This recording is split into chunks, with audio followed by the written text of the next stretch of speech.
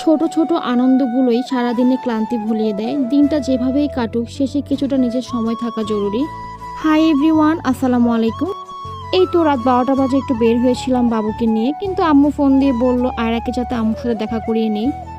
কথায় আছে না, মায়ের থেকে মাসির দরদ বেশি না হলেও মায়ের থেকে নানির দরদ কিন্তু বেশি। ঠিক তেমনটাই আমার আয়রার সাথে হচ্ছে, যে সারাদিনে যত কিছু হয় আম্মুর আয়রাকে একবার হলো দেখতে হবে।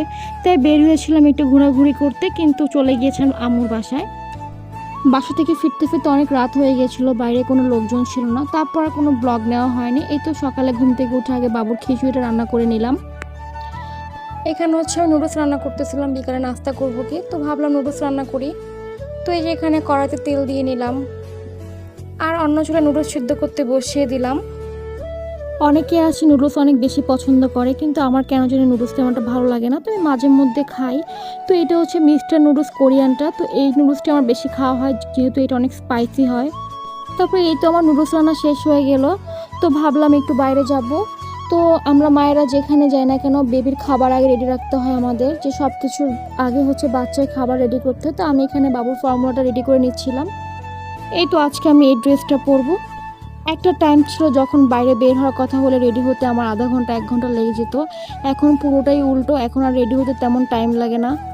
সত্যি বলতে দিন দিন মানুষ চেঞ্জ হয়ে যায়। ঠিক মা হওয়ার আগে যেমন ছিল, মা হওয়ার পরে ঠিক উল্টোটা হয়ে গিয়েছি। হয়তো সামনে আরও চেঞ্জ হয়ে যাব। তো এই তো আমরা বের হয়ে পড়েছি। এই যে গাছগুলো দেখতেছো, এই বাসার সামনে অনেক সুন্দর সুন্দর গাছ আছে। এই গাছগুলো কেন জানি আমার অনেক ভালো লাগে, তাই তোমাদের সাথে একটু শেয়ার করলাম। তো হাঁটতে হাঁটতে আমরা কোথায় যাব প্ল্যানিং করলাম, তো ভাবলাম যেহেতু বাসার পাশে কেএফসি আছে, তো কেএফসিতে চলে যায়। তো বেবি হওয়ার পরে প্রথমবার কেএফসিতে গেলাম। আর এখানে গিয়ে তো কি একটা অবস্থা, বাবু তো বসতে যাচ্ছে না, আমাদের এত ডিস্টার্ব করতেছিল। ও যখন ছোট ছিল তখন হচ্ছে বসতেও পারতো না, ওকে কোলে নিয়ে রাখতে হতো। তখন ভাবতাম ও কবে বড় হবে, বড় হলে হয়তো বসিয়ে রাখতাম। তো এখন বড় হওয়ার পর এমন হয়েছে যে ওকে নিয়ে খাওয়া যায় না, কিচ্ছু করা যায় না। এই দেখতে পারতেছো যে ও আমার ঘড়ি নিয়ে কীভাবে টানাটানি করতেছে, ও এটা মুখে দেয় ওটা মুখে দেয়। এখন একটু দাঁড়ানো শিখতেছে, তো এখন এত বেশি ঝামেলা করতেছে। তো এখানে আমরা খাবার অর্ডার করেছি। তো এখানে ছিল হচ্ছে 2 পিস চিকেন অর্ডার করেছি, ফ্রেঞ্চ ফ্রাই ছিল, 2টা কোক ছিল। তো এই তো আমাদের খাবার চলে আসলো। এখন আর আগের মতো কোথাও গেলে শান্তি মতো খেতে পারি না।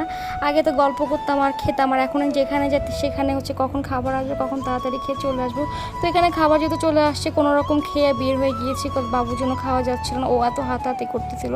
তো কোনো রকম খেয়ে বের হয়ে গিয়েছি। তো এরপরে হচ্ছে আমরা তো অ্যাপেক্সে গিয়েছিলাম, কিছু স্যান্ডেল দেখতেছিলাম। তো আমার হাজব্যান্ড আমাকে চয়েস করে দিচ্ছিল, কিন্তু আমার এখানে কোনো জুতাই ভালো লাগতেছিল না কেন যেন। জুতোগুলো অনেক পুরাতন পুরাতন লাগতেছিল, তো আমাকে একটার পর একটা চয়েস করে দিচ্ছিলো, কিন্তু আমার কেন জানি ভালো লাগতেছিল না। এরপর ও দেখতেছিল ওর জন্য। এরপর আমাদের একটা ভাগিনা ছিল, ও আসলো, এরপর আমরা বের হয়ে গেলাম। তো আমরা 3জন মিলে প্ল্যানিং করলাম আমরা লেমন মিন্ট খাবো। তো আমরা কাউফলে চলে গিয়েছিলাম, গিয়ে দেখি কাউফল বন্ধ। তারপর আমরা টি পার্টিতে চলে এসেছি। তো এখানে এসে হচ্ছে লেমন মিন্ট অর্ডার করেছিলাম। এখানে লেমন মিন্টটা অনেক মজা, কিন্তু আমার কেন জানি কাউফল অনেক ভালো লাগে। তো এই তো আজকে এই পর্যন্ত। আল্লাহ হাফেজ, আসসালামু আলাইকুম।